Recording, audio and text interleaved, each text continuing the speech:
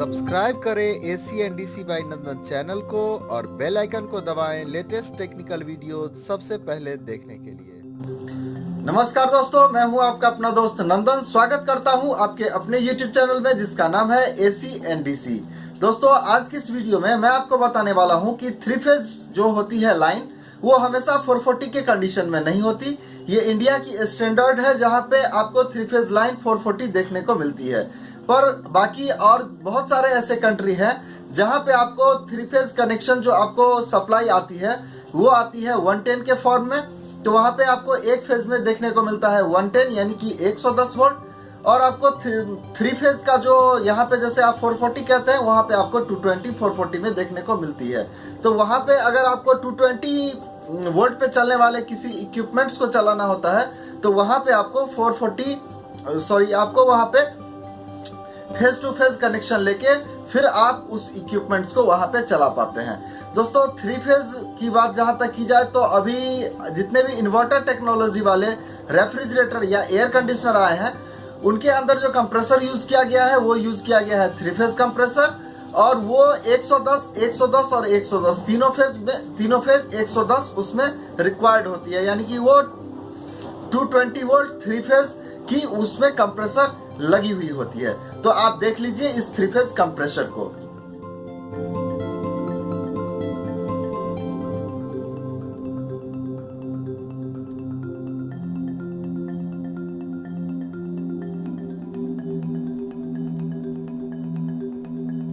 ऊपर देख लिया कि ये 240 वोल्ट 60 हिजार्ड इसकी रिक्वायरमेंट है, फ्रीक्वेंसी की 60 हिजार्ड और वोल्टेज है 240 वोल्ट।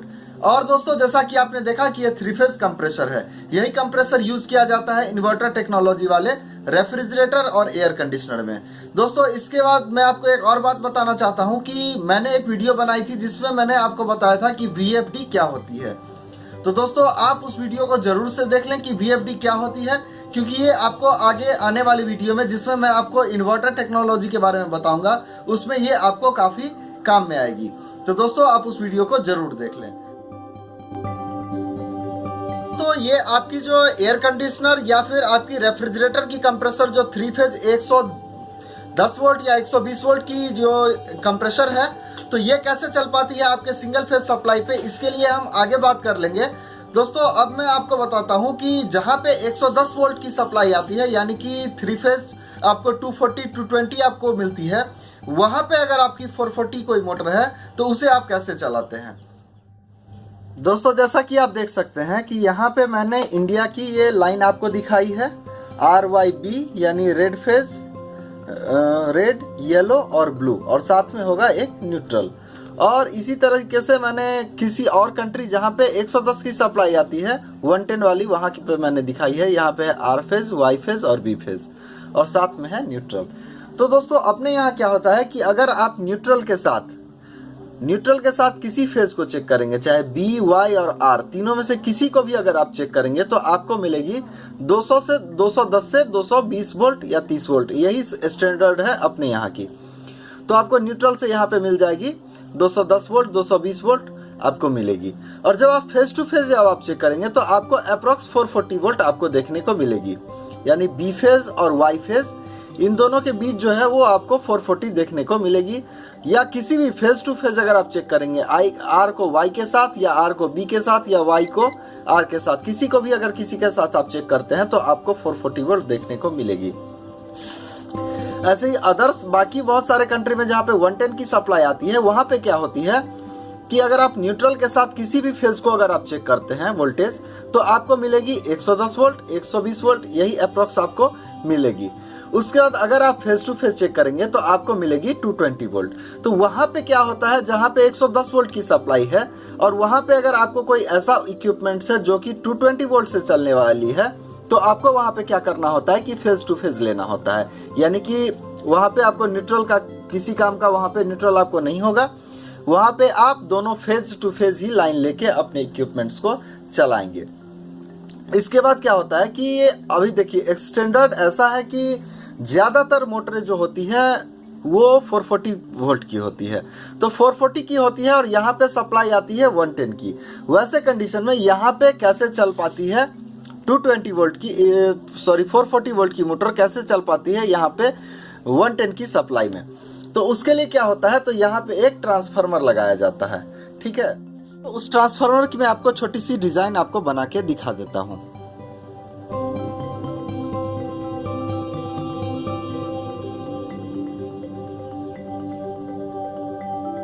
दोस्तों इस ट्रांसफार्मर की जो प्राइमरी कॉइल हो गई, ठीक है, इसकी जो कनेक्शन होगी वो डेल्टा में होगी।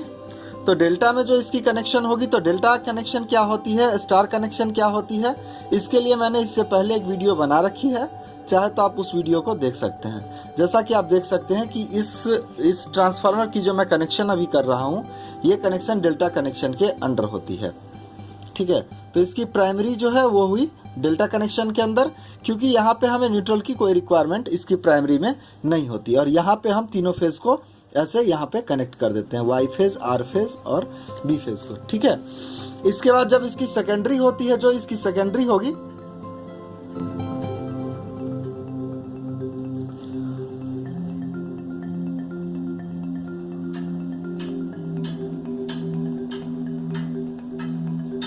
ठीक है। तो यहाँ पे क्या करना होता है आपको, तो इसकी कनेक्शन जो होगी वो होगी स्टार के अंदर।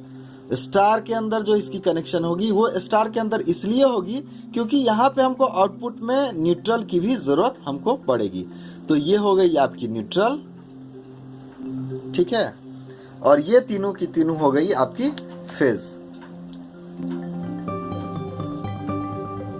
आर, वाई और बी।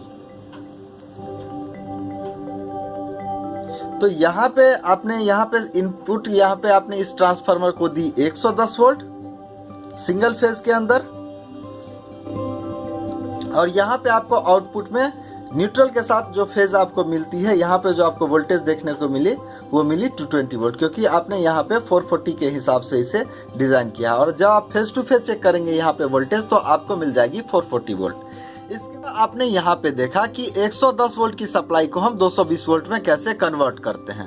तो कई सारे जगहों पे क्या होता है कि कहीं कहीं क्या होती है, तो आपको वोल्टेज जो होती है डिफरेंट वोल्टेज की आपको रिक्वायरमेंट होती है। तो वैसे कंडीशन में क्या होता है कि जैसे मान लिया कि आपका कोई लिफ्ट है या फिर आपका कोई और भी इक्विपमेंट्स है, तो वहाँ उसमें क्या होती है कि रिक्वायर्ड बहुत सारी वोल्टेज की रिक्वायरमेंट होती है। जैसा कि आपने अपने कंप्यूटर के SMPS में देखा होगा कि उसमें काफी सारी केबल्स निकली हुई होती है, और आपके मदरबोर्ड के ऊपर या फिर आपके हार्ड डिस्क के ऊपर जितने जितने वोल्ट की रिक्वायरमेंट होती है, वहां पे उतने उतने वोल्ट्स की टेपिंग हमें मिल जाती है, और वहां पे हम उतने उतने वोल्ट्स को दे पाते हैं। तो ऐसा जो आपका इलेक्ट्रिकल जो बड़ा बड़ा डिवाइस है, उसके अंदर भी ऐसा ही होता है। तो वहां पे क्या होती है कि आपकी सप्लाई 110 भी हो सकती है, वहां पे आपकी 220 भी हो सकती है। वहां पे क्या होती है कि उस ट्रांसफार्मर में आप इनलाइन आपकी जो भी है उसके अनुसार उसकी प्राइमरी की वाइंडिंग होती है। मान लिए कि यहाँ पे 220 की है तो 220 की कर लेते हैं, और या अगर 440 की है तो हम अगर 110 की सप्लाई आ रही है तो 110 की, और या अगर यहाँ पे हमें सप्लाई 220 की है तो 220 की, या मर्जी चाहे तो हम यहाँ पे 440 के अकॉर्डिंग भी इसकी वाइंडिंग कर सकते हैं या की हुई मिलती है। तो उसके बाद क्या होता है कि यहाँ पे सेकेंडरी में मान लीजिए कि कोई मेरा उपकरण है, उसमें हमें 110 वोल्ट की भी रिक्वायरमेंट है, 220 वोल्ट की भी रिक्वायरमेंट है, और 280 वोल्ट की भी रिक्वायरमेंट है, 300 वोल्ट की भी रिक्वायरमेंट है, 360 वोल्ट की भी रिक्वायरमेंट है, और 380 वोल्ट की भी रिक्वायरमेंट है। तो यहाँ पे क्या करते हैं, तो यहाँ पे इसे 0 मान लेते हैं। पहली टेपिंग हम निकाल देते हैं यहाँ पे 110 वोल्ट की, दूसरी टेपिंग्स हम यहाँ पे निकाल लेते हैं 220 वोल्ट की, फिर 280 वोल्ट की, फिर 300 वोल्ट की, उसके बाद 360, उसके बाद 380। और इस तरीके से हम यहाँ पे 110 वोल्ट की सप्लाई देके, या 220 वोल्ट की सप्लाई देके, या 440 वोल्ट की सप्लाई देके, इतने तरह के वोल्टेज को हम यहाँ से ले सकते हैं। और उसके बाद मेरी जो भी जितनी ये ऑपरेटिंग वोल्टेज हमें चाहिए वो हमें यहाँ पे मिल जाती है। तो दोस्तों मैं आशा करता हूँ कि आप इस बात को सबसे पहले जान गए होंगे कि ये 3 फेज जो लाइन है वो हमेशा 440 के फॉर्म में नहीं होती, कहीं कहीं ये 110 के भी फॉर्म में होती है। या अगर जैसे साइंस जैसे तरक्की कर रहा है ऐसे में आपको इसकी जो स्टैंडर्ड है वो आने वाले समय में आपको कुछ और भी देखने को मिल सकती है। तो पहली चीज तो ये हो गई। दूसरी चीज कि आपको जहां पे 110 वोल्ट की सप्लाई है या 220 या 240, वहां पे कई जगहों पे आपको ऐसा कन्वर्टर भी आपको देखने को मिल सकता है।